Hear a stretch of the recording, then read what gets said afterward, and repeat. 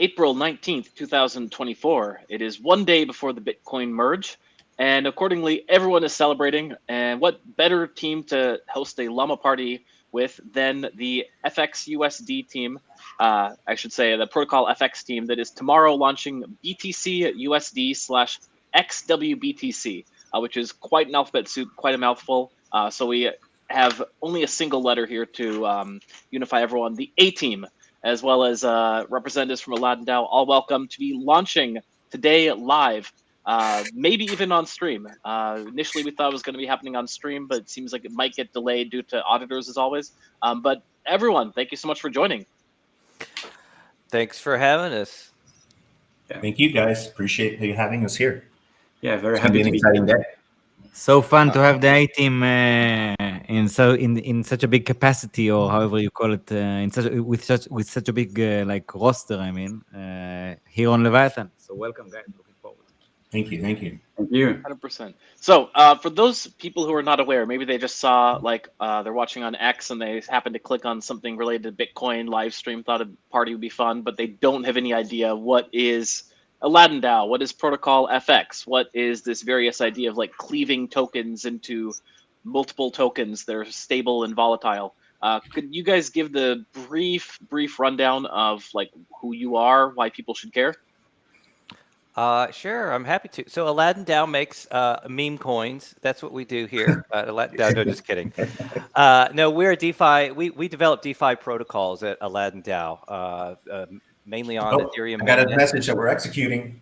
Oh boy. Okay. Doing it live. All right. This is fun.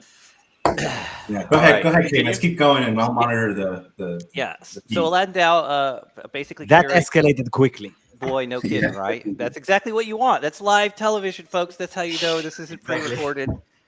Exactly, prime.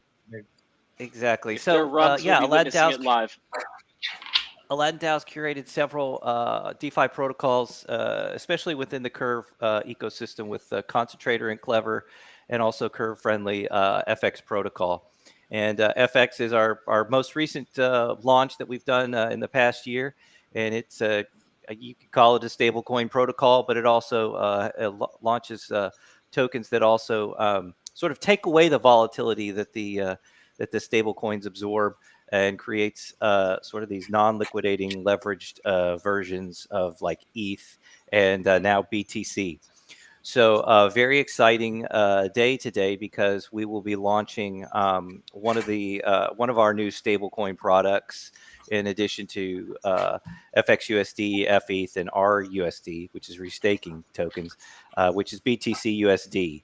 And so they're going to be, it should be launching here shortly, as you've heard here. And so maybe we can pop up the screen at some point in time once we have like some good data or whatever. But yeah, it's pretty exciting. Crypto Investor, do you want to kind of like walk everybody through like what the heck is BTCUSD and why we're here today? Yeah, sure. Well, I think that the best way to explain it is it's like a very close comparison to FXUSD, where FXUSD is using LSD-backed collateral. But in this case, BTCUSD is using WBTC as its backing, and basically splitting that token up into its stable and volatile pair. So, and then the novelty there, I think, really is with the way that we're able to give a yield to the BTCUSD stakers, and while also producing this like leveraged counterpart token. And so it's something kind of new, and something new that I think ProtocolFX has done is being able to charge a small fee on the leverage side, and then pass that fee on for simplicity reason, to pass that fee on, or part of that fee, to the BTCUSD stakers. So it's a unique mechanism. It's one of the only it's one of the only stablecoins that I know of that can generate WBTC yield. So I think it's going to be an interesting product. It's going to be certainly something to watch for sure. Could we dive into both sides of this and like the particular use cases? So let's imagine that I'm a Bitcoin maximalist and my goal is just to get as much Bitcoin as possible. why am I going to, like, how can you convince me, like, because a lot of Bitcoin maximalists are like, don't ever put any Bitcoin, don't drop a single Satoshi into any DeFi protocol because they're just trying to steal all your Bitcoin. You're better off just holding Bitcoin. What's the argument that I should put my money in this? Like, yeah, first we'll have to go through a deep brainwashing process for your brain, Bitcoin maximalism. Exactly. But Just a little bit, just a little bit.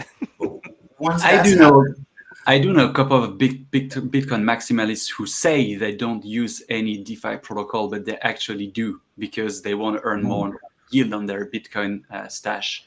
And I'd say for these guys, they have two options. The first one is if they want to get extra leverage on their Bitcoin without facing any liquidation risk, they can opt for XWBTC. It will give them up to 5.6 leverage without facing any liquidation risk, and with a very, very small funding fee, like very competitive to compare with the per protocols or even borrowing on DeFi and leveraging by looping, for instance.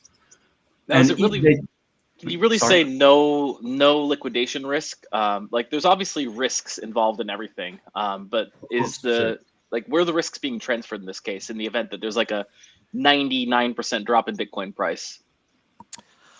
Well, that's going to be a problem for everybody. That's not a zero risk. That's like a collateral risk. But yeah, I mean, I think that the idea is that there's no day-to-day liquidation risk. So, normally when you're in one of these types of leveraged positions, you're monitoring the position for days, hours, maybe even weeks, but in this case, you can hold the X token for a longer period of time, months, without really worrying about, I'm about to get liquidated tomorrow. So that's the idea. Is there risk with the X token? Of course, there's risk because, like you said, if Bitcoin goes to zero, well, then, we all go back to our day jobs. It's just how it is. Same thing with the ETH risk. So no, there's no such thing as zero risk. The X token holders absorb the risk. So if Bitcoin went to, not zero, but if it went down like 60% or 70% all in one shot, then there would be zero value to the X token holders. They would basically go to zero, preserving the BTCUSD at the expense of preserving that BTCUSD peg and the collateral there. They are the ones that ultimately get the last say, basically. Like they get a claim on the collateral at the very end. So there's never a type of a Luna event. There's always some ultimate claim for your BTCUSD to be able to receive WBTC in a high risk event like that.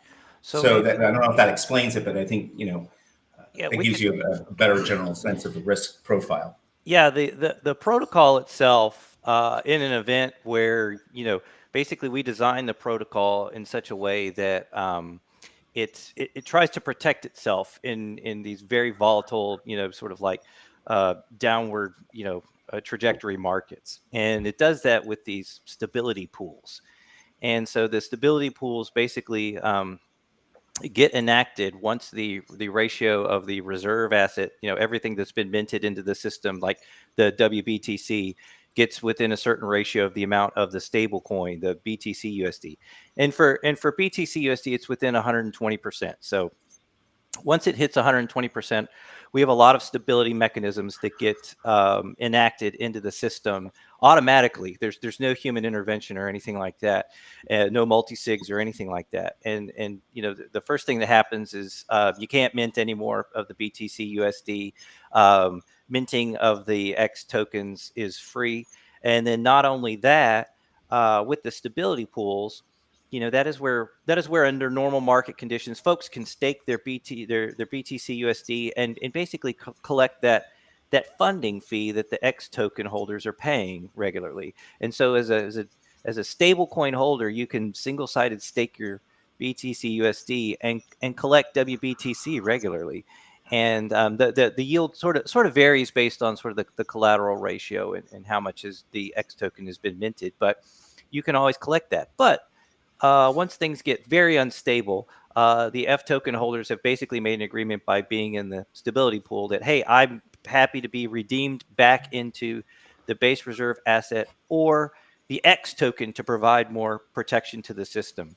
And so by doing that, you help continue to stabilize the system during very volatile market events. And so this is sort of one of the reasons why internally we sort of compare FX protocol to almost like a completely decentralized sort of Athena, USDE, and sort of how it works. Because while that has like an element of centralization and utilizing these central exchanges, FX protocol does not need to.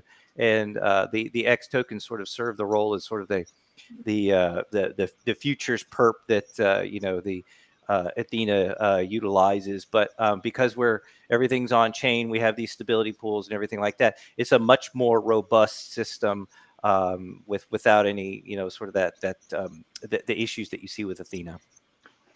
So this sort of like, let's call it like a black swan event where Bitcoin plummets 60%. That's only really a risk if the stability pool doesn't have time to refill, right? So if like Bitcoin just keeps going down 5% a day through some sort of bear market. Exactly. Yeah.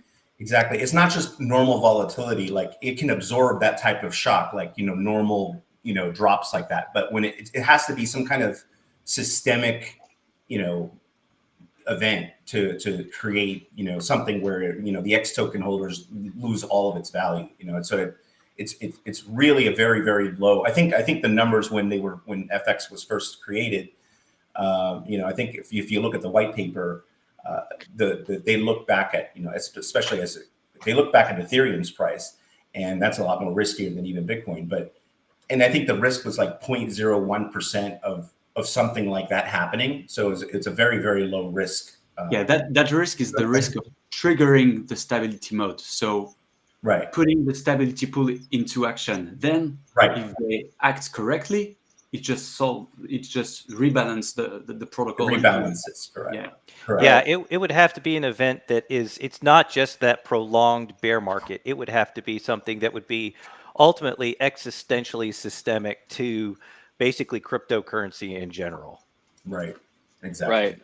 Right. I only ask because we see in crypto black swan events happen like all the time. So I think it's worth considering those scenarios. But of course, the team seems to have done so. Sure. And if you look back at the last couple of days and maybe even a couple of months, we've seen some little mini shocks, and X token holders have been completely fine. There hasn't been a major event. I don't even believe the system's ever gone into stability mode that I'm aware of. So, I think it's working as intended. So it's definitely looking good. And as far going back to your question, Garrett, about why a BTC maxi might want to even hold the BTCUSD. I mean, you got to look at it also from the stablecoin side of things. Like maybe they want to hold something that is BTC related or BTC based and not and completely stable and earn more BTC yield.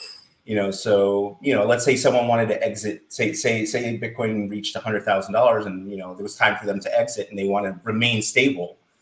This would be a good product for somebody like that because this is obviously after they've crossed that barrier of BTC maxi to I'm okay with some DeFi.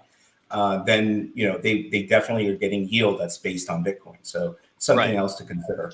So basically, they think it's a little bit frothy. They want to cash out a little bit, but they continue earning some WBTC yields. Correct. Exactly. Yeah, I mean, most people are not always fully exposed and can keep a stable exposure. And if you wanna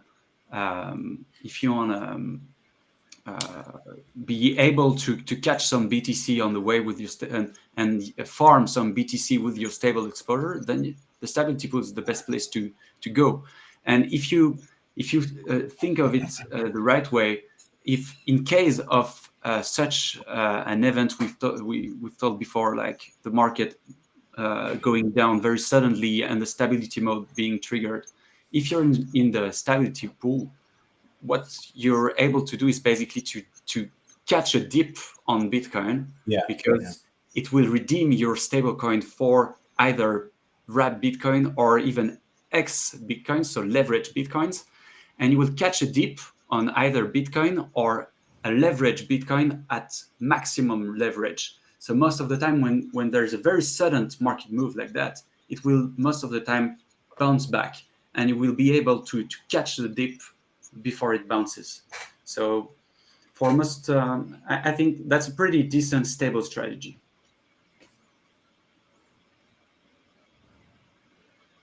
Oh, we got you muted, sir. Good stuff, as I was saying. Now, like, you are launching live right now. Is it actually like live? What's the status of the launch? The UI is up now, so if you guys want to go to the page, I think we've got like some, and I think there is a small amount of deposits already. Let's see, just refreshing. It's 0.14 WBTC has already been deposited. So that's the BTCUSD Genesis. Oh, wow, here we go. Hey, nice. Does one of you have it open? I'm trying to. Man, this is the first time we're doing something like this live. It's so fun. You know, it's so it's interesting. Course, definitely. I really enjoy it because the relation with the FX protocol and A-Team here. But like, this is very cool. This is actually a very cool concept. Like to get like a peek into like the launch itself. It's quite exciting. Yeah, and to be clear, this is not the actual initialization of BTCUSD, but the beginning stages were the bootstrapping event, which lasts a week. So we should be clear about that. So it's not officially mintable, but you can deposit your WBTC here to earn extra yield and bootstrap, because every token, and that's something we should probably tell people, is that every pair that we launch requires this type of a bootstrapping event to keep like a kind of a buffer once we're launching a new token like this. So yeah, you kind of need that critical mass in order to basically keep the new token pair from going in and out of stability mode as it launches. So exactly. So when someone deposits one WBTC to this, it instantly gets converted into 50% XWBTC and 50% BTCUSD, correct? Yep. You got it. Yep, that's how it works. Not instantly. It's just at the end of the bootstrapping period, right? At the end of the bootstrapping period. Yeah, you stay in wrap BTC for the whole bootstrapping period, and you earn the pretty decent APY you can see. It's some users it actually does go to 50% WBTC and FX BTC. Some users, when they do deposit, they do need to be aware of it, that they could experience some market movements in the price of their token. So when they do go to withdraw, that's something to just kind of keep in mind. But as you can see, 1,000% APY on your WBTC seems pretty decent. So take that into consideration. That is not financial advice. Respectable, quite respectable, like a decent return. I'm just going to step away really quick, guys, because I want to tweet that out. So just wanted to give you guys a heads up, but I'm going to mute my microphone. Okay. So the people depositing here, if Bitcoin goes up, let's say 10%, then they would get 50% of that is in stablecoin, so they get nothing, but 50% of that is leveraged. So they would end up getting, excluding all the yield, they'd still end up getting a pretty good return, right? So it's not earning anything while it's the only thing it's earning right now is basically the FXN tokens. So people that participate in the seed event, we've basically sort of incentivized it with $15,000 worth of FXN tokens. So that's kind of where you're seeing that max APY return right there. Got it. And I just pulled it up on my side. It looks like it's going pretty fast. There's already 2 WBTC deposited. There's a max of 20, correct? And the yield dropped already to 543%. Yeah, exactly. Yeah. So 10% of the cap already. That's nice. Yeah. It's going pretty fast. So excellent. And then walk us through what happens once the cap is hit. Well, once the cap is hit, then the ability to mint FBTC, or I'm sorry, WXBTC and BTCUSD are live at that point, and so folks can go in there and do that so long as there's capacity within the system to do so. So yeah, so hopefully, the number keeps going up like this, and it goes live, and it'll be pretty exciting to watch here. So. And John Philippe commenting on YouTube, this was already answered, but the APY is in the FXN token, which is the native ProtocolFX token. Correct. Yes. Mm-hmm. And then once the seed event is completed, then the ability to place your BTCUSD tokens into the stability pool will be live. So folks will be able to sort of collect the funding fees that the X token holders mint. And so I'm just speculating, but I'm guessing with the halving coming up that the XWBTC token is going to be pretty popular. So we'll see. That would be interesting to hear all of your takes on this, because obviously the halving is like a very pivotal event in Bitcoin every 4 years, and there's been some like idle speculation. Of course, nothing on this podcast is financial advice, but some idle speculation that like we might not get any price bump after the halving because the ETFs have already like gobbled up a bunch of tokens and they're planning on dumping, or I don't know. What's your take on what's going to happen this time with the halving? I tell you, I am.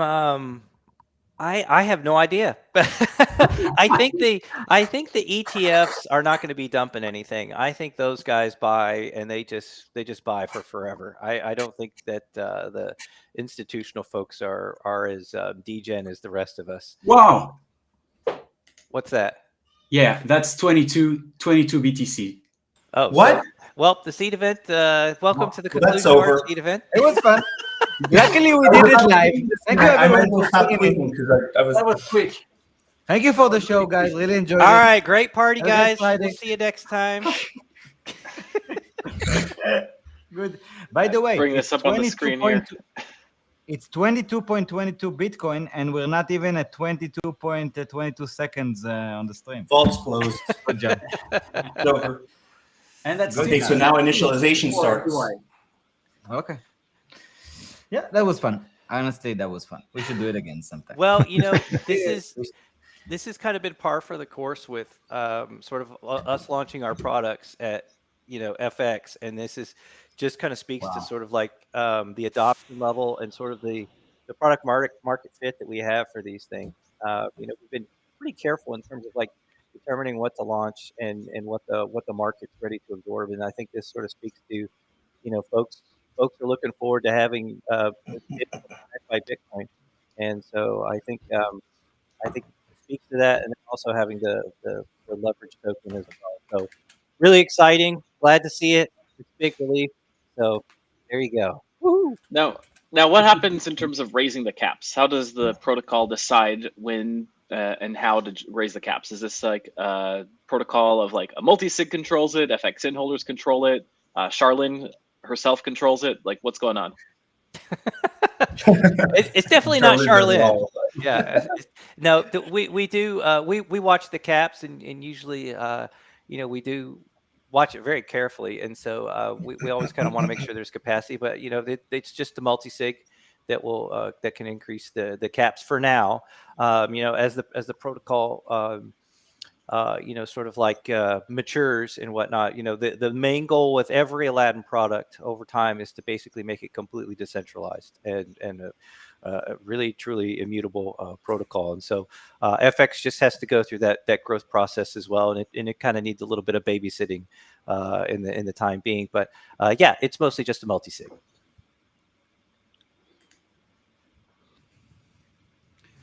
Actually, there's a Go ahead. Sorry, guys. I don't mean to be like I'm just looking at my phone and just monitoring things, but yeah, no. I mean, this is crazy. I mean, $1.3 million deposited in 10 minutes. So there's definitely demand here.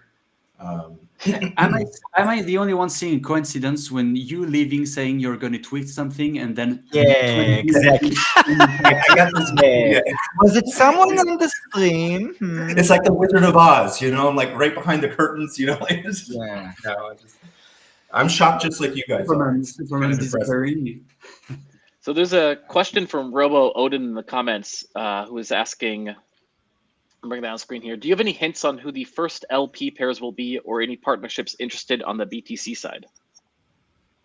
I know that we're going to answer that question. Don't know if I should say anything, but You That's have a good to. It's a Llama party. You know, grab your beverage, loosen up.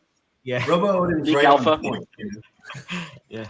We definitely are talking to some people that are interested in pairing with BTCUSD. That I can say. And that's pretty obvious, because the way FX protocol works is that you can mint and redeem the tokens at Oracle price. So FXUSD and obviously BTCUSD are liquid as their underlying. So the whole liquidity wrap BTC has on Ethereum, you can be as liquid as it is by pairing your token to BTCUSD. So that's a huge opportunity for all the stable coins that want to get as liquid as wrap BTC. Okay, but come on, let's go ahead and leak that alpha. Who is it that wants to pair? Does their name rhyme with Rug Mochi Yamamoto? That's a good one. You guys would recognize the names. Okay.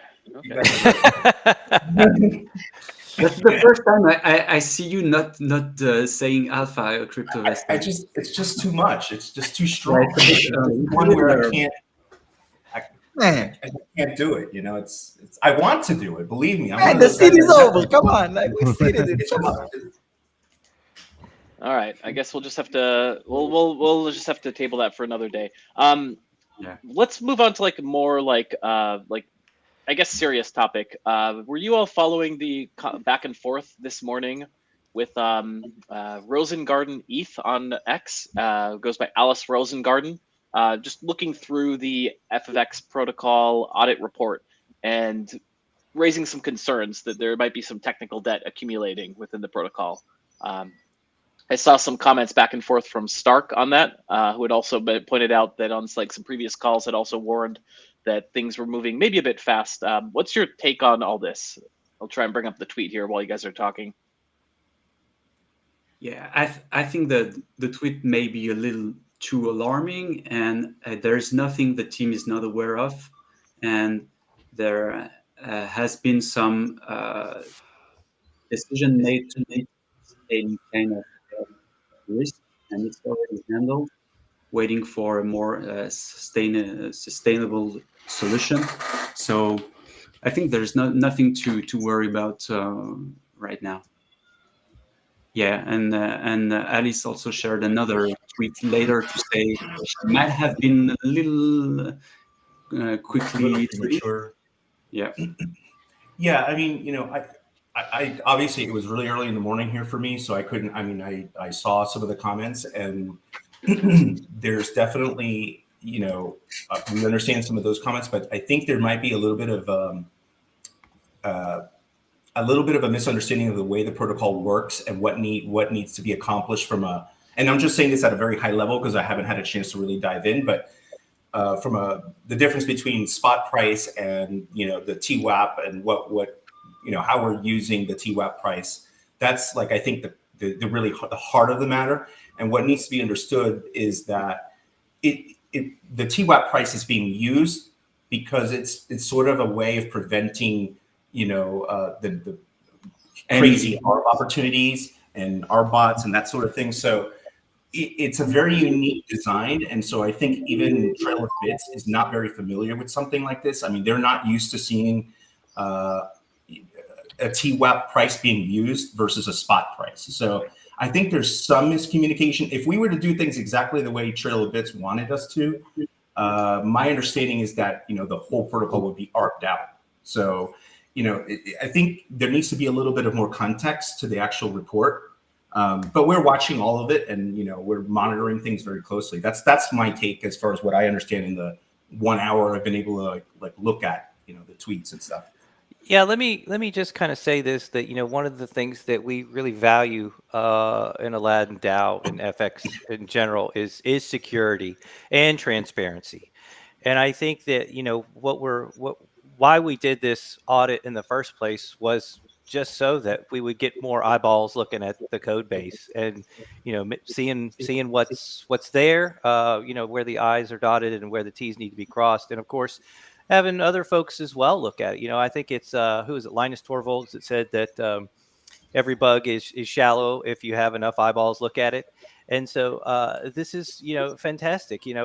We love having folks look at it and making us, making the conversation generalized enough for everyone to know about it. And so it just helps us create better products and ensure that we're delivering the highest quality, DeFi protocols that we can. And of course, I think if you go through and you look at sort of like most DeFi protocols, they have, little things here and there that, could be tweaked as well. And so, these are beta products. I mean, as I said earlier, they're still, sort of design in production. And so, but everything we do is with the greatest amount of security and seriousness that we can apply towards these, because we value that very much. And these are only going to be truly decentralized products if they inherit those values. So that's kind of where we are on that. We really appreciate folks taking a look at it and letting us know about their concerns. If folks have things, they're more than welcome to come to the Discord or DM the team and let us know about them. So we appreciate it. But the important thing is to note that the team has been very reactive with these audits and so on, and stuff has been made to make sure there is no harm being possible to the protocol. And I can only agree with Robo Odin saying Alice is a fantastic asset to any community because all of our contributions are very valuable. Totally agree with that. Indeed. Yeah, I want to Thank you. echo, Nothing gets improved if we don't ask questions. Sorry, delay there. I was just going to say, no, I wanted to add to that I'm a relatively new member to the A team and just following along with the community. And, Charlene and the team, they've been really, really responsive. They're watching things at 3 a.m. They're so they're really, really on top of all of these different levers and making sure that there's 100% security for the protocol. So, I echo those remarks. Again, everything can be improved and I'm sure they're working on that, but I just wanted to kind of comment on that. I actually don't know if Charlene even sleep at all. I don't think she does. I don't believe she does. By the way, is Charlene just one person? Like, That's kind of like how a do you even Satoshi know, question, guys? She might be using like a voice scrambler or something like that. I think her last name is Nakamoto. She's Charlene Nakamoto. Right. So in summary, basically, use all crypto products at your own risk. The only safe way to make money is to make your coffee at home. All right, let's move on to a different topic, which is let's just talk about Bitcoin and DeFi a bit more generally, because around the same time that FFX protocol was announcing that you're going to be launching the BTCUSD today, there's another protocol out there called Lambda Finance, which concurrently announced that they were also releasing, they raised a couple million disclosure. I'm among the investors. Apparently some of you are too, although it seems like before the call we were discussing what that might mean. But what I really am curious about is they are claiming that they are also launching BTCUSD.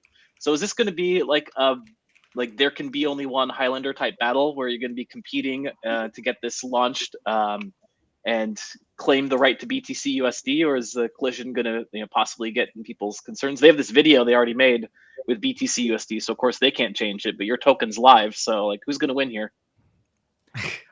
Here's the thing is, they really the only thing that they have in common is just the name, and so they're very different products with sort of different use cases entirely. But I'm kind of a fan of what Lambda is doing. I'm a big fan of CRV USD, and it looks like they're putting together kind of a really cool protocol. Our BTC USD is really just for there's you don't utilize it the stablecoin itself to provide leverage. It's different with the XWBTC, but one of the cool things about sort of these products that we're developing with FX protocol, like with RUSD and BTCUSD, is that we have our flagship stablecoin FXUSD, and one of the cool things about FXUSD is that eventually in the future it can have all sorts of types of collateral underneath it, and so there's really nothing stopping at some point in the future if our BTCUSD product gets enough traction for it to be sort of swallowed up by FXUSD and sort of everything kind of go under that. But right now it's very important to sort of capture that mind space, sort of make it very clear to folks what we are offering, and that is a stablecoin that is backed by BTC, WBTC, and so BTC USD. It also sort of like helps us convey the fact that it is a dollar pegged stablecoin. So and we've talked as well about like there's various other stable coins that have duplicate names like RETH or FETH or RUSD and things like that. So it's really just sort of a matter of conveying your message and carving out that mental space. I'm hopeful that there's enough sort of like mental capacity in the space for folks to sort of differentiate that. I don't think it's that big of a problem, and I think if it was, we would have worked something out. But very excited for both of these products. And so you can see on screen, by the way, that Leviathan live stream just crossed 800 people watching on X. So please, everybody, do us a favor to share that, subscribe, like, tell all your friends, comment, tell everyone you're watching this, and let's see if we can pass Ansem, who's got about 14K viewers their live stream right now. Let's put Leviathan #1 here. That's the way to do it, baby. Working on it, guys. Working on it. Yeah, to go back to what you were saying, the question about Lambda, I agree too. Like everybody on this call knows that I'm a stablecoin maxi. I even love Frax, so I love what they're doing there too. So as far as the name goes, it's more of a marketing thing, and I don't think we're totally different products. And like Kamens was saying, I think there's enough mind space to be able to differentiate the two different products. So when you're dealing with something like Lambda, which is using the soft liquidations from CRV-USD, where you're basically you're in a lending protocol. It's a much different product when compared to something like FX, which is providing a stable coin and at the same time producing a leverage product as well. So I think we're smart enough to understand that, and to kind of go a little bit further into the name. We were talking about alpha and people that we might be working with, and there's marketing decisions that have to be made. So once you're in these discussions with higher level protocols, you can't back out of certain things once you've committed to certain directions. So I'll just say that there's discussions going on in a lot of different groups, and so there's reasons why we had to choose a name, to stick with it, and just wanted to be as transparent as possible with that. See, I was hoping you guys were going to fork and call it Bitcoin Cash USD. Oh my God, that would have been nuts. It's crazy. Bitcoin Cash. That's actually a good name. I'd like that. That might have worked. Satoshi's Vision USD. So he's gonna do it now. He's gonna watch us announce now that that's what we're gonna call it, Bitcoin Cash, or maybe Lambda calls it Bitcoin Cash. Who knows? We'll meme it into reality. No, just to dive in a bit on what you said, like they are like definitely very different products and very different use cases. So as we talked a bit at the beginning of the live stream, like the advantage of BTC USD from ProtocolFX is that there's basically like zero liquidation risk. But of course, like the DeFi is risky, so don't take that to assume there's no risk. But liquidation risks are really not on the table unless there's like a sudden collapse in prices. But then the max leverage is something like 5.5x, whereas CurveUSD and it's like Lambda's an authorized fork of CurveUSD. There is soft liquidation, so there is like more liquidation risks inherent in the system, but you can kind of squeeze out a little higher leverage on that, like 8 or almost 9x. Yeah, and also let's not forget about on the stable side, the fact that you can stake it and earn anywhere between we're estimating anywhere between 7 to 10% with FXN emissions. So it's a completely different, it's totally different. And actually, the two protocols are pretty symbiotic, because why would people leverage their Bitcoin and borrow a stablecoin. Most of the time, it's to loop. And to be able to loop, they will need liquidity with wrapped BTC. And the best way for them to do it is to pair their BTCUSD to our BTCUSD, because they would Can you imagine that pool? liquidity to wrap Bitcoin.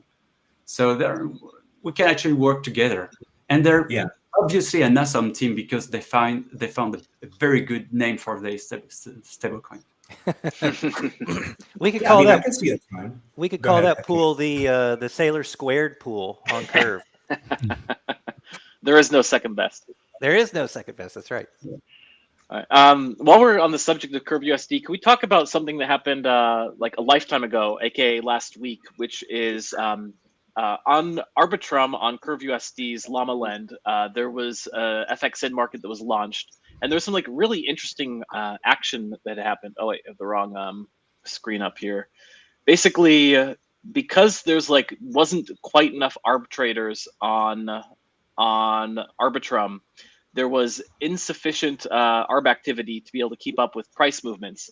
And as a result, temporarily, like the prices of FXN on both Arbitrum and mainnet were very different. And it was quite possible, like people could have jumped in and like ARB the difference if there was like very fast, efficient bridges. I have the tweet thread from Curve Finance up here when they talk about like, first of all, like, the system was fine on Ethereum, no bad debt or anything like that. But here you can see the graph of the losses of the volatility, which crept up very fast for any of the users who are on the market. So I don't know if anyone here happened to be testing LlamaLand with any of your FXN tokens or seeing what happened. Here you can see the like users that kind of went, the positions that went underwater as the price oracle dropped rapidly. What was like your all observations on this? If you followed it at all, that is. I'm probably not the best person to talk about it, but I mean, I think obviously you kind of already said it, like the big issue here was really having a lending market in a very illiquid environment. I mean, I don't know if I can read much more into it. I think it was probably premature to be launched there. That's my take. I don't want to speak for the protocol per se, but I don't know, Cyril, I don't know, maybe maybe you have a different perspective, but that's how I see it. It's kind of an unfortunate thing, but it all comes down to liquidity, right? I haven't looked, by the way. Do you all know who launched it? Was it Mitch launching it? Did the ProtocolFX team or Aladdin launch it? Just a random degen? It's a good question. Yeah, I don't really know. Don't know. I mean, I think Aladdin may have seeded a little bit of liquidity. There was a lot that kind of like happened on that day that went kind of haywire. The Arbitrum sequencer went down for a while as well. Obviously, the liquidity on the Arbitrum market was, fairly small for FXN. There's not really much to do with FXN on Arbitrum at this point, other than to participate in LlamaLand, which is cool. But you do need to have that sort of that arbitration bot if your liquidity is thin on Arbitrum. And then, additionally, the gas fees were sort of, outrageous that day, even if you were going to arbitrage as well. So it made for sort of, kind of like sort of a perfect storm sort of scenario for this to happen. It's unfortunate that it did, but kind of a learning lesson for everyone on sort of like LlamaLand and sort of cross chain and sort of like how that's going to work. And obviously, we've sort of developed our strategy that, in the future to continue something like that, it has to have enough liquidity and having our bot ready to go. And, there's only so much you can control, right? And so, of course, if the Arbitrum sequencer is going to go down and be delayed by 9 minutes or something, it's kind of like, well, what the hell do you do? So it is what it is. But it's just kind of a learning moment. And so fortunately, we haven't had any massive issues in regards to that. I consider that a manageable one for DeFi. So there you go. And it was confirmed, by the way. We took a look at Arbiscan, and Awa has confirmed it was Mitch that launched the pool, OX Babe. So definitely a learning experience, and like a good lesson that if you're in DeFi, that you should be very careful with new protocols. And then of course, Like the other lesson is, if you like are interested in opportunities in DeFi, like there's all these L2s being launched, and like there clearly are opportunities on all these L2s which aren't being picked up. So if you're like interested in like developing your programming chops, like try and like troll some of these like smaller side chains looking for arbs, because you might be the person who makes the market efficient. Guys, one more thing. I just I just noticed in the Discord that deposits are still actually open. So we just went up to 23 Bitcoins. So actually, until initialization, we probably should make the announcement so that people can take advantage of it. So until we initialize, we are still accepting WBTC deposits. So I didn't know that. I thought the actual vault was completely closed. But it requires a multi-sig signature to kind of stop it. So we're probably just waiting on a few multi-sig signatures. I mean, everyone's on the call. You can't sign. Yeah. Exactly. That's the point. That's the problem. So for as long as the live stream continues, you can keep depositing. So I don't mean to derail things here, but just to talk about Arbitrum a little bit more. We had the CRV token go to like 10 cents on Arbitrum the other day. Whoa. Yeah.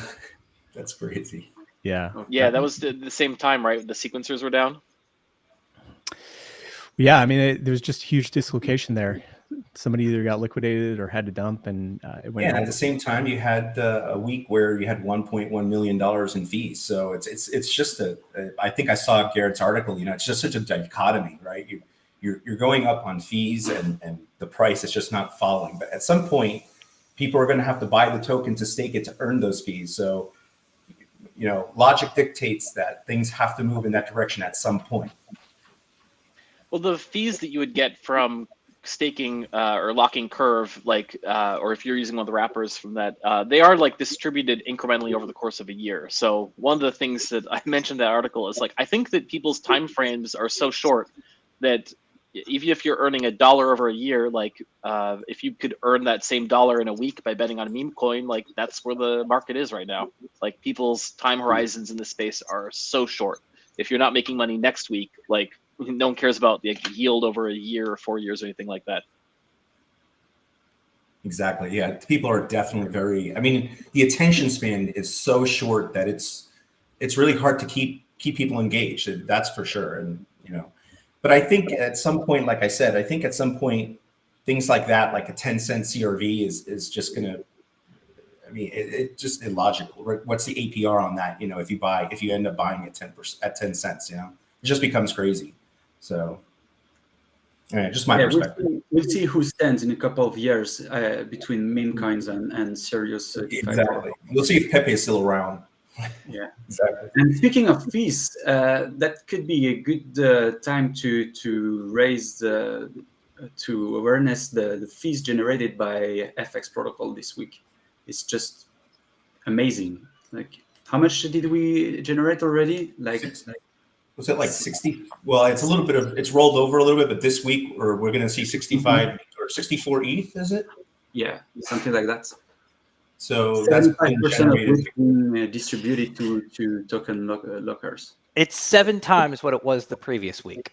Yeah. Yeah, exactly. For those who aren't familiar, could you walk through the FX in tokenomics? Sure. Yeah. So, I mean, right now, there's, we have 50 years of liquidity incentives, and so that's pretty good. And that comprises 50% of all of the tokens that will ever be minted, which is 2 million. So there will only be 2 million FX in, actually just a tick less, but that's due to technicality. But there's about 2 million FX in tokens that will only ever be minted. About 1 million of them will go towards liquidity incentives. We have no tokens that go towards investors, none that go towards core team members. There are no unlocks that will be coming up. We have some tokens that are vesting right now for some of our early boosters. We also have like an airdrop allocation for VECTR holders, VECLEV holders, and folks who participated in the test net. So basically, what happened is that we've got basically a lot of FXN tokens that will just be utilized to incentivize liquidity for the next 50 years. And so most of the tokens that need to be distributed are kind of like vesting right now, or they're out in the open, or they're locked on the protocol. I mean, Convex has locked up something like, out of all of our VE FXN tokens, something like 45%, or maybe even more than that. But I think it's somewhere in that ballpark. Yeah. So it's as far as tokenomics go, it's like with all Aladdin products, very strong in terms of trying to preserve value and really create an excellent opportunity for folks to be owners in that protocol. And I think that's also important to explain how the protocol is generating revenue and how it is distributed to tokens lockers. So there's basically 2 and 3 ways for the protocol to generate revenue. The first is minting and redeeming fee for the F and X tokens. And so each time you mint or redeem a token, there's a very small fee, but that's accrue protocol revenue. And most of the pairs are backed by yield-generating tokens such as LRTs and LSTs. So, and this yield is part of this yield is also captured by the protocol. And finally, there's this new funding fee mechanism on XWBTC that will also generate revenue for the protocol. And 75% of all this revenue is distributed to the token lockers. 25% is kept as kind of a safety, like a safety reserve. Safety reserve for the protocol in case of under collateralization. But we haven't really even talked about that, but that's like another level beyond like all of the stability mechanisms. There's still a reserve pool that's being held, which is 25% of the fees, in case there's some kind of systemic event or something like that. But yeah, go ahead. Keep going, Cyril. I mean, you were on a roll there. Yeah. I just think I like this kind of tokenomics because it's pure DeFi. It's very fair, and each user can find its way between farming or just holding the token, locking it, getting revenue. If you believe in the protocol, you can earn its revenue. And there's as Kemet said very well, there's no kind of unfair distribution of the token because it's been all on chain. There's no VC dumping on you and so on. So I really like the design of the tokenomic. It's also part of despite just the way the protocol is built and how I loved the FETH mechanism in the first place. I also like the tokenomics and the way you can earn from the protocol if you believe in the protocol. Yeah, one thing I think people don't realize is that FXN is a very, very scarce token. I mean, if it's not locked up, it's in a pool somewhere, or there's just not a lot out there. I think there's only like 15,000 tokens on Curve, or like maybe even less. And so if you want to participate, like this week or in the last, I don't want to say, because depending on what day you're looking at, but in the last 10 days, 66 ETH was generated on $40 million of TVL. I mean, let's analyze that for a second. Let's back that number out. I mean, $40 million of TVL. What happens when it's $400 million of TVL? So 66 ETH is pretty crazy. And in order to participate in that and to be able to receive that ETH, you either have to lock up the FXN token, or you are in one of these derivative tokens with either CDXFXN or SDFXN, right? And you're earning these fees. But in order to do this, you have to buy these tokens, and there's just not much on the market left. And I think that's what people are missing. And then, I get a lot of questions about the market cap. Like right now, what is it, like 5 million or something like that, the market cap? I mean, fully diluted, it's a little higher, but when you look at the fully diluted, you have to look at what's available in the market. There's not a whole lot available, and the emissions are coming in the next 50 years. So it's a unique situation. It's a very unique tokenomic model, and I think people have to kind of read into the lines there. If they want that yield, they're going to have to buy the token, and they're going to have to stake it or lock. And there's just only 15,000 tokens to be able to do that anywhere on chain. One of the more interesting things that's happened with Aladdin DAO here this spring has been our ALD token, the governance token for the whole DAO has actually ceased minting in general. So it's been capped at 150 million.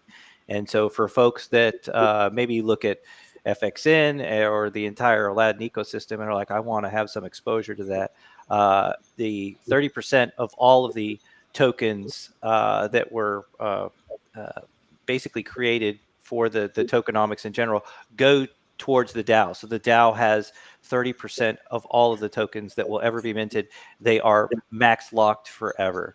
And so owning ALD basically gives you exposure to 30% of the FXN protocol. And so we will be shifting ALD over to a VE tokenomics model here in the not too distant future. And so some of those revenues that CryptoVestor was talking about there will actually be flowing to VEALD holders as well. So something else to just kind of keep in mind as folks go to like sort of evaluate how something like FXN kind of fits into their DeFi worldview. How about those other tokens under the Aladdin umbrella? What's been going on lately with Concentrator and Clever? Are they just kind of in hibernation while Curve is like getting flushed down the toilet? Yeah, exactly. Yeah, pretty much. I mean, one of the great things about Concentrator and Clever is they just do what they do. I mean, they are protocol enhancers, we can call them, and they make operating in DeFi easier or more productive for you, more capital efficient. Concentrator is really cool as well because all of its tokens have been emitted as well. So all 5 million CTR tokens are out in the wild. You can lock them up and earn yield on those as well. But yeah, because Concentrator is centered around Curve, it's kind of like, all right, well, whenever Curve has its bull market, Concentrator is going to, sort of a beta play on that. And then same thing with Clever. Clever has almost identical tokenomics to FX protocol. And so as it's basically sort of, reflective of sort of Convex's performance as well, you'll see that as well. But we actually have some interesting partnerships coming up with Clever here in the not too distant future that I think folks are going to be very excited about.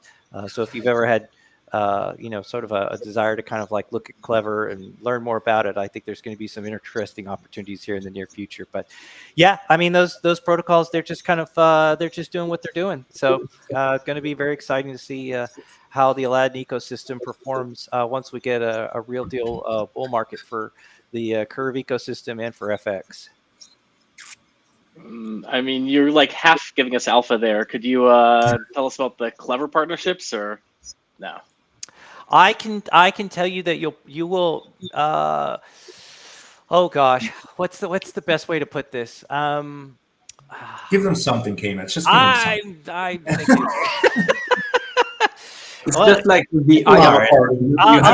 He's tough. Today he's tough, guys. I know. I'll tell you this. I think by the time summer starts, I think there's going to be some fireworks for Clever. So I can tell you that. That's as far as I can get. And I think if you've ever looked at Clever and have been like, this is really complicated, I don't understand it, I think we're going to find some ways to maybe simplify it for you. So there you go. That's it. That's all I got.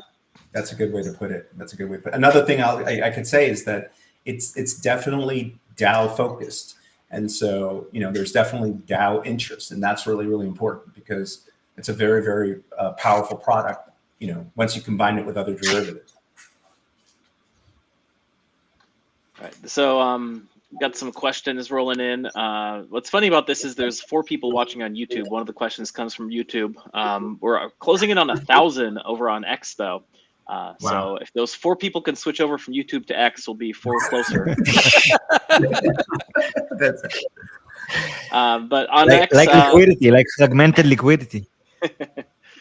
On X, Einzer is asking why people keep depositing. Wasn't there a 20 WBTC cap? And then kind of relatedly, Jean-Philippe on YouTube is asking, how long is the genesis period before the XWBTC minting becomes available? We talked a bit about the cap that's a multi-sig, but unfortunately everyone's tied up on this call, so they can't get around to signing the multi-sig.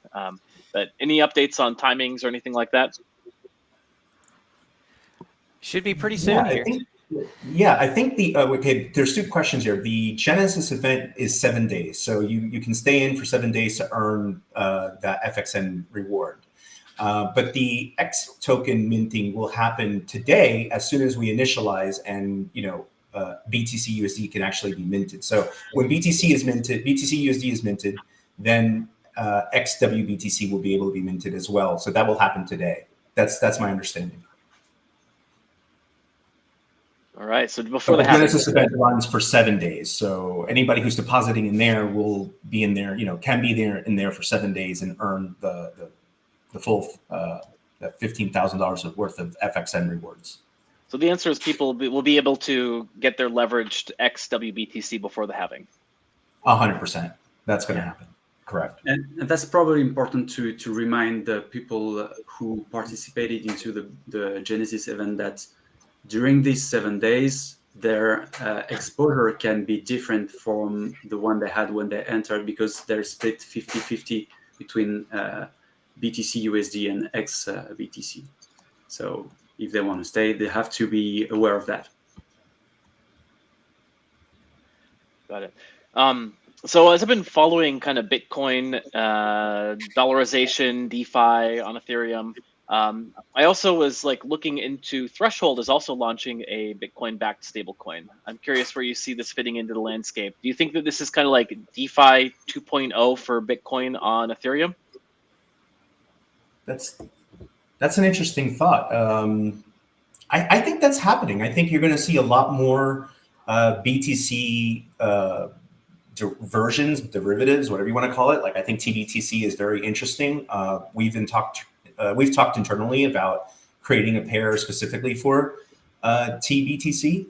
And that's what's really unique about FX, right? It's we can take any token and apply the same mechanisms to it. So, but yeah, I agree. I think that you're going to see a lot more Bitcoin on Ethereum, whether it's in TBTC or whether it's WBTC or other forms.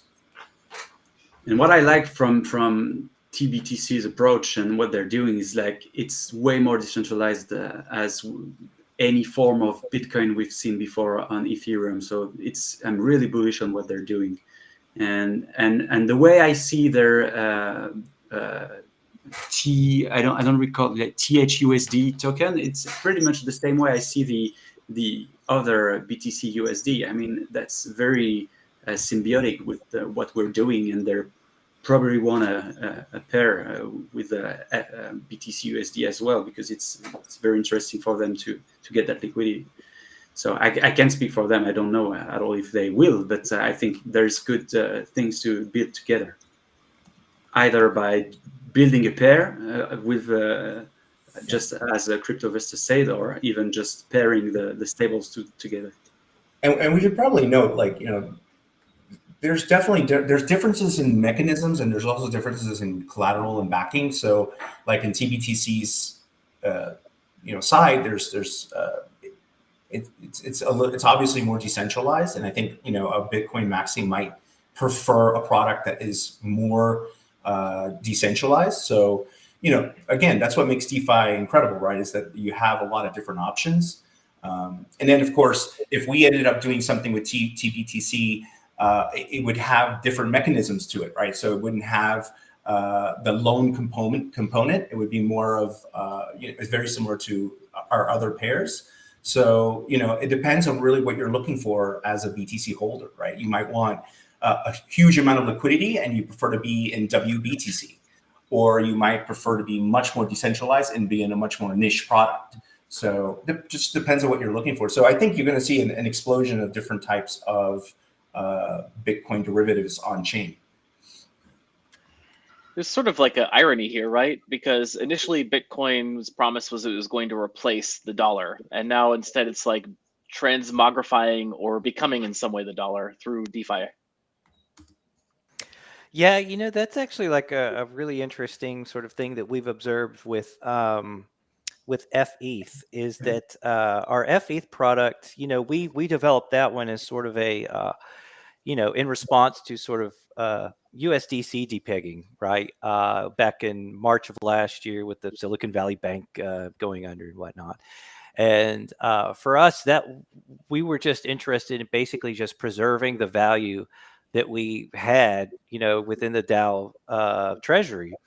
And FETH is fabulous for that, right? I mean, it basically preserves your purchasing power, because if you're a bullish ETH, you're bullish FETH, and it is fantastic for that. It is a primo sort of store of value for anyone that wants to kind of like keep their dollars sort of matching their purchasing power in relation to ETH. And you can kind of see like that's sort of like I guess they call those flat coins or whatever now, but I think you see like that with Frax's FPI, where they have that, where it sort of like matches that as well. So, but with FETH, one of the kind of like the friction points with it is that you always have to kind of like, if you want to utilize it, sort of like translate what that value is that it's holding back into dollars. So it's like you can't get away from the dollar no matter what you want to do. You're always having to fight that, and so that's why having to have that sort of like stablecoin there as well it's sort of inevitable. It just really speaks to the strength of the US dollar, and so as a medium of exchange. And I think that's sort of like one of the things with Bitcoin maximalists. It's always been sort of a difficult thing, like even with the Lightning Network or whatever they sort of tout as sort of their solution. It's like using Bitcoin to buy things is like me going and grabbing a chisel and chipping off some bricks from my house and going and buying tacos with that. It's like, you don't want to do that. You want to borrow against it and utilize it as collateral so that you can, spend the dollars that way. And so I think, utilizing Bitcoin as a medium of exchange is probably a terrible idea, but utilizing it as collateral is probably, ideal. And I think even with something like our product, BTCUSD, the intention isn't for people to convert their Bitcoin into BTCUSD. It's to convert whatever stables you're holding into BTCUSD. We just do the swapping of your stables into WBTC for you through our ZAP function in the protocol. But that's ultimately what it boils down to, is just the dollar. The dollar's here to stay. It's not going anywhere. But we'll have these really cool collaterals that we can utilize as well. So that's my take on it. That's something very interesting you just underlined here, KMX, is that people will just can swap from any stablecoin to any of our stablecoin strategy and earn yield, and pretty decent yield, plus opportunity to catch a dip on the underlying.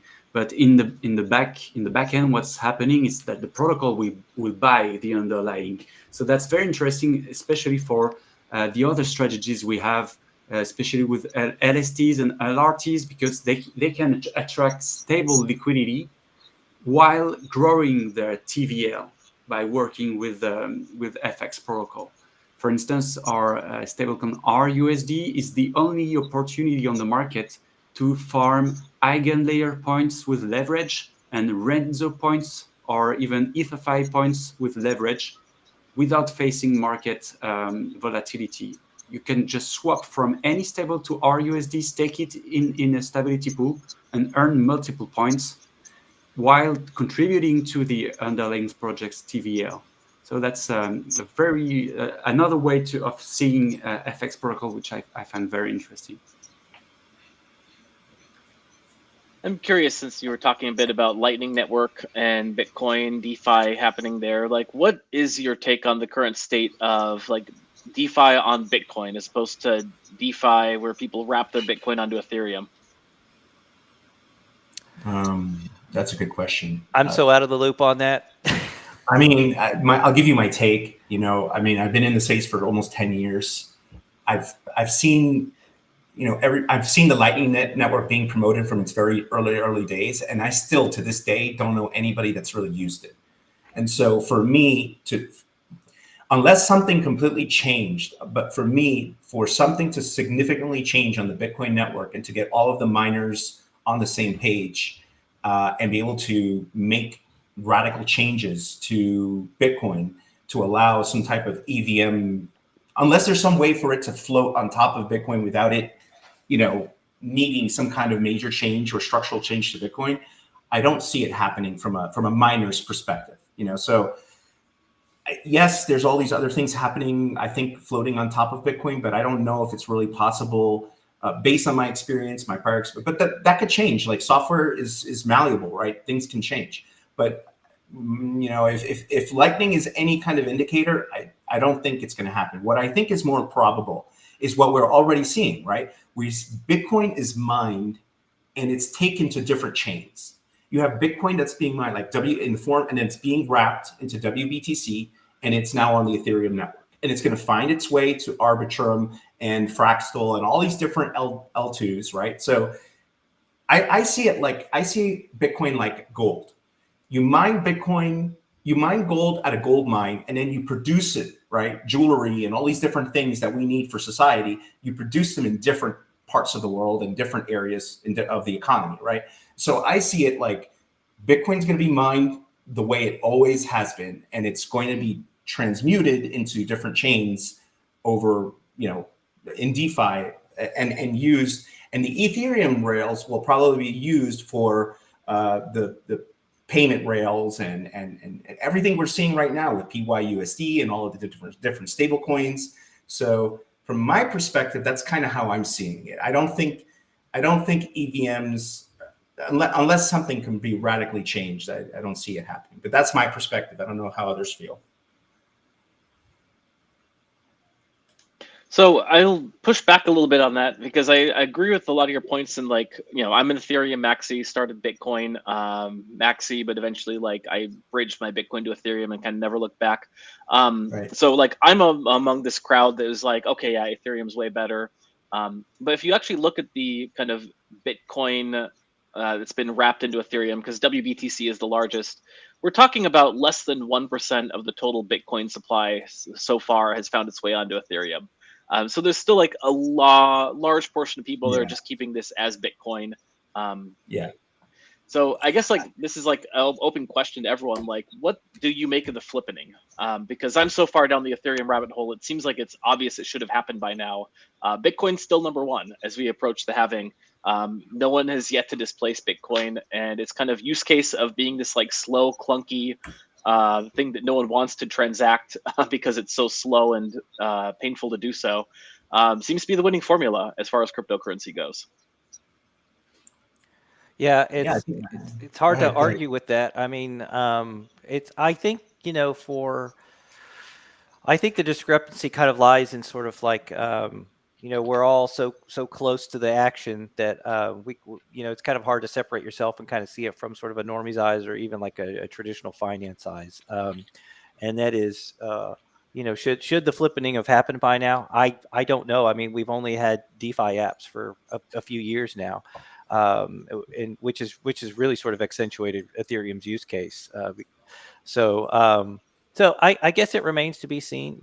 This cycle is probably going to be pretty interesting to sort of show, sort of what Ethereum can do once it has sort of a mature DeFi space in it.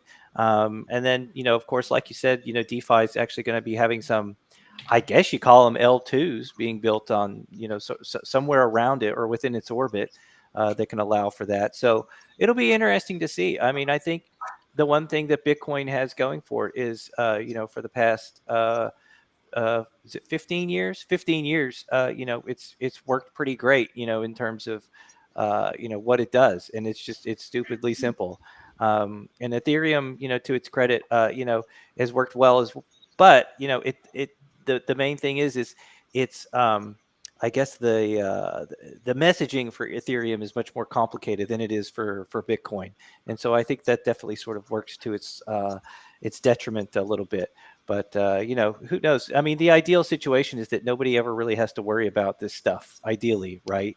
I mean, that we're all just kind of worrying about financial plumbing and the constructing the wiring diagram for the space shuttle, and most people are like, I just want to go and tell my mutual fund manager to put it in this thing that gets me 20% APR, and they don't care what it is. And hopefully we're just building the financial rails that can assist with that. And if it's on Ethereum, great. If it's on BTC, it's on BTC. But hopefully we're building products that can benefit from any situation. I think the stablecoin market cap will probably flip the BTC market cap first. I would And agree then with we- that. And then we flip Ansem.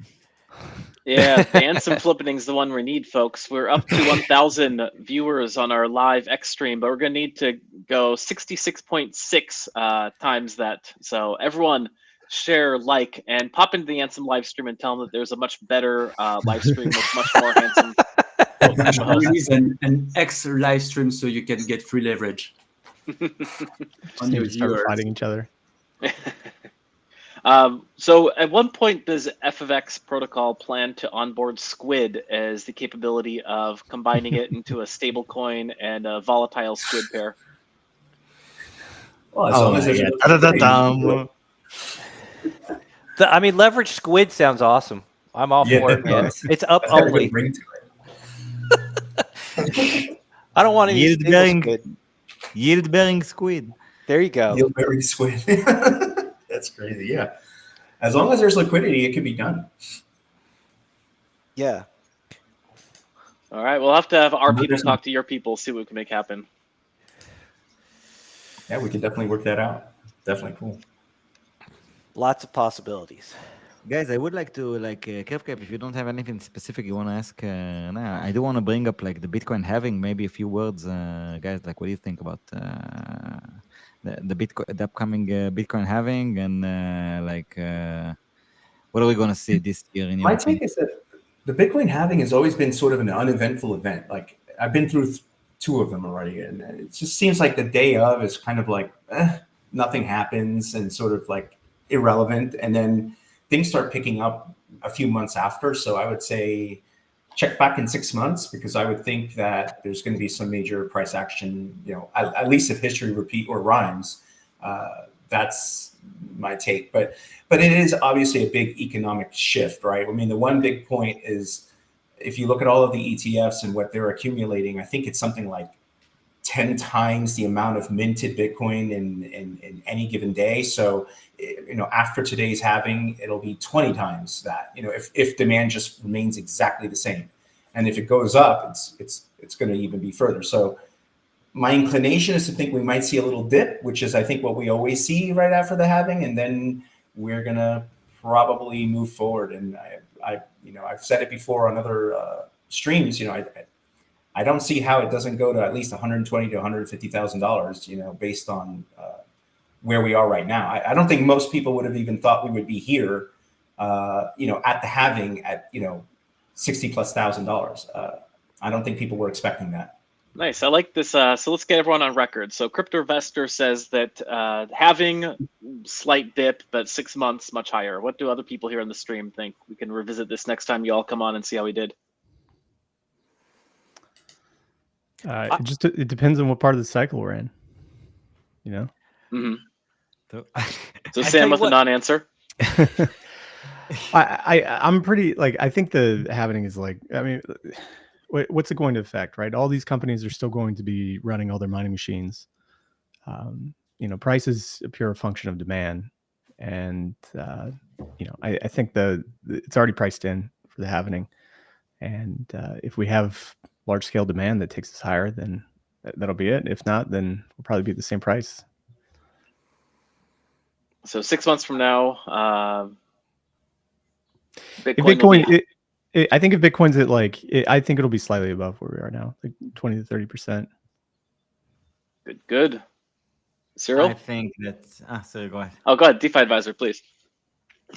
I think that I said it actually yesterday as well on the weekly panel with Amplice and Millie. I think that I would be surprised if, in Q3 or something like that, we don't already see something like 100K. And of course, not financial advice and all that kind of stuff. And but it's an election year, so it brings another dimension into the mix. But I'm with Vester. I think that by the end of the year, we're going to see a significantly higher price for BTC in the market. Cyril, that's go ahead. Yeah, the way I see it, I believe it's going to be higher in 6 months, but what I'm pretty sure we'll see very high volatility in between. I'm pretty sure the downtrend is not done yet, and we'll see very high volatility probably in both ways before seeing doing a new ATH. We can go to 50K easily, probably, no? I don't know. Yeah, I'm saying this, but I'm a shitty trader, so yes. Yeah, I mean, go ahead, Garrett. I was gonna say, K-Mets, you're up. Okay, so I called my shot yesterday on Twitter, and can I share my screen? Can I walk you guys through my line of thinking here? Sure, go for it. Hang on. All right. Here you go. This is K-Met's technical analysis. Obviously not financial advice. Actually, it's terrible financial advice, but it's just fun to speculate, right? Okay. So I pulled up my my device here and with the trading view, and as you can see, I've marked sort of like where the halvings are and where the tops and bottoms are. And in here, so let's start with sort of the second halving, because we see some interesting little patterns here. So this second halving occurs July 9th, 2016. This is 543 days after its previous bottoming. Okay, so there's that. After the second halving, 525 days later, we have our next top on December 11th, 2017 here. You can see it. Let me kind of... So 2017, you have the top.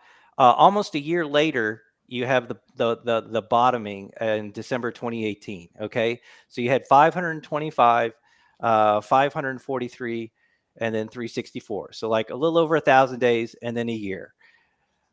So after this bottom, you then have the third halving on May 20th or May 11th of 2020. That occurs 518 days after the previous bottom. Okay. After the third halving, 546 days, you have the next top, which was November 8th of 2021. So 1,000, basically a little over 1,000 days from the previous bottom, you have the top.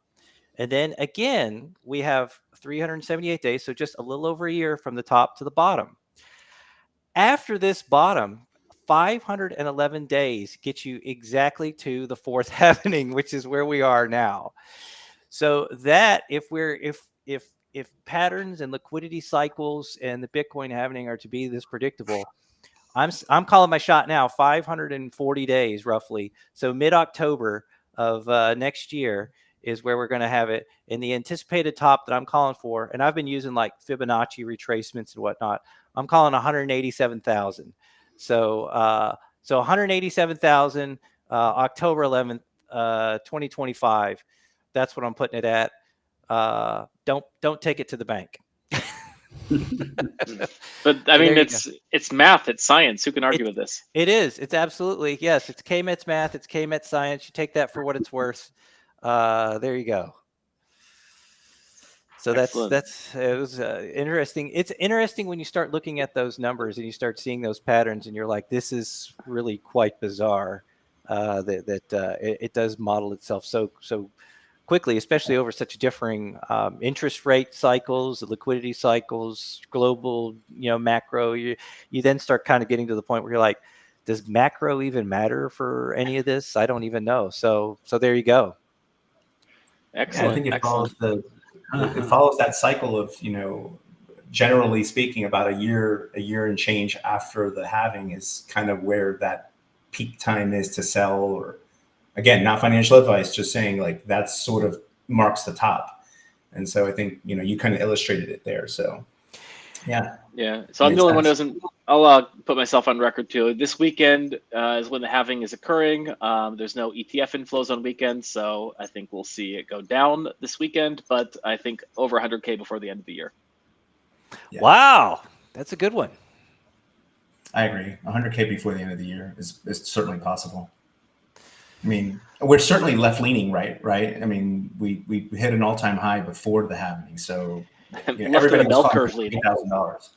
Everybody was saying 30,000 at the halving. That's been the consensus, and that was completely wrong. If only there was a way that we could somehow leverage this knowledge that it will be to 100,000. by then. If only a leverage token existed. If only. Oh boy, exciting times. Okay, so not price predictions anymore because that's not our game, but it did bring us up to almost 1,100 viewers on Twitter, so I appreciate it. What's your predictions just for like the innovations within DeFi, or like what's the popular narrative going to be within DeFi by the end of the year? Because we burned through these narratives like so fast, like it's hard to believe it's just like 6 months ago is real world assets and liquid staking was the thing. Now we're on to restaking, and meme coins is the current thing in Bitcoin or in DeFi. Like, what are we going to be talking about? What are the trends going to be that people will be following again at the end of the year in Ethereum? Boy, this is a tough one to try and predict what's going to happen in DeFi 7 months from now. My goodness. Exactly, right? Like a number can go up, down, or stay the same, but Let me get my crystal ball. I mean, I think stablecoins are going to obviously be a big play a big role there, right? That seems obvious. Restaking, I think, is kind of still a big deal, and it's still really early and still young. So I think that continues. I don't know if this whole point thing continues the way it has been. I've been on record. I think it's kind of gimmicky, but I mean, people are doing it. It's a game we play while we're playing it, but over time, I think people are going to go back to basics and want to earn real yield, and that's why we think that DeFi, FX, what they're doing is so critical. But yeah, I think that I think a stablecoin war is going to happen. I still think things are going to really pop on Curve at some point, and I think the restaking thing probably becomes much bigger over time. I think that one of the forward-looking indicators that I've always looked at that's always been pretty reliable, actually, is Frax. And Frax has always been sort of like a few months ahead of the game in terms of everything, in terms of like establishing liquid staking, derivatives, and now with them launching their own L2 with Fractal, I think seeing these things like these L2s come on, and just seeing sort of the liquidity, I mean, you can basically sort of like incentivize your own chain with your own gas token for your protocol. I mean, that's like super innovative, and the ability to sort of incentivize liquidity with like almost nothing on your own chain is just it's brilliant. And so I think once Frax shows sort of the potential of that model and sort of like how it works, I think that's definitely something that's going to grab the attention of everyone. And I think you can't argue with it. So what you're saying is that there's going to be an FFX chain where the gas is paid in FXN. That I'm not saying. But I mean, I think it would be. I think that you're just going to see a lot of protocols sort of like kind of like take notice of it. I think it's sort of hard to ignore it, right? So, I mean, FX chain would be cool. Clever chain would be cool. Concentrator chain would be cool. We'll see. Aladdin chain. I mean, let's. Now that we've stopped emissions for ALD, let's start burning some, right? Yeah. Can't put that genie back What in the about bottle, some? can you? That's right. Yeah. What about some alpha about VEALD and that stuff? It's coming. That's the alpha. This guy's like a Hollywood producer. I know. Well, we've been one day, guys. One day. We've been very busy, sort of developing sort of like a product space for FX that hopefully now we can kind of like with the halving here, we could kind of like sort of like kind of like take stock and take a breather and kind of sort of maybe focus on some other stuff like that. But the goal right now is everyone's trying to do this, and I think the points programs kind of show it, that everyone's trying to sort of like put the chess pieces in place for when the bull market fires back up, right? Because I think we're all fairly confident that someday the bull market's going to come, right? And so we'll see, but that's sort of the thing that we're trying to do right now, and I think everybody is. My personal opinion on the point system is that basically that's what that is it's basically just trying to establish a foothold and gain market share before exogenous money flows back into the system. So we'll see kind of where things land. But yeah, VEALD definitely coming at some point in the future, hopefully not too soon. So or not too late in the game. Sorry, I got like he meant it. He meant hopefully not too soon. I got distracted by some other stuff. I apologize there. I'm joking. But That's what happens when you go live, on a llama party. It's just I I'm had on and off and checking my phone. I'm like Twitter. It's crazy. Yeah, I had like 2 different things call me at one time there. I was like, my brain went haywire. So Yeah. Right. Something surreal about launching a token, like launching a new token, sitting at 10 minutes. 1 point. I don't know. When I actually try to get outside of the conversation for a bit and think about it, DeFi is remarkable. Like the ability to I don't know, to seed capital, to raise capital within minutes from all around the world. It's just crazy. I often find it Try sending more than a few $1,000s using a bank and see how well that goes. The only time it transfers smoothly is when you're sending money to the IRS, is what I noticed. That's instant. Exactly. In fact, the fastest chain, the fastest chain out there. Unlimited TPS, or however you call it.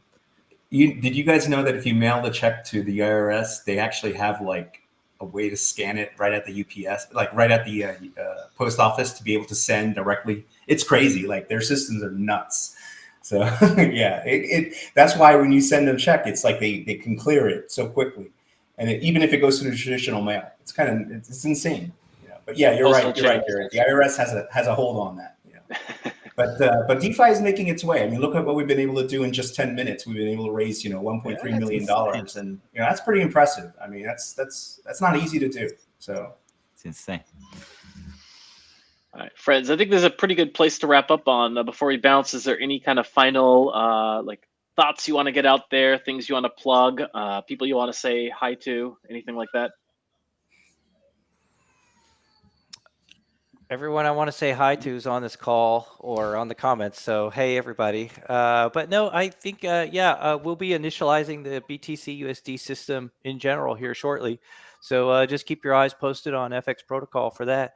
And if you have any questions, whatever, come hop in the Aladdin Discord. We'll be there hanging out. So. Yeah, thank you guys for having me here too. Garrett, appreciate you guys inviting us. DeFi Advisor, it was a pleasure. It was really a lot of fun, and I guess we'll have to do more of these launches on stream.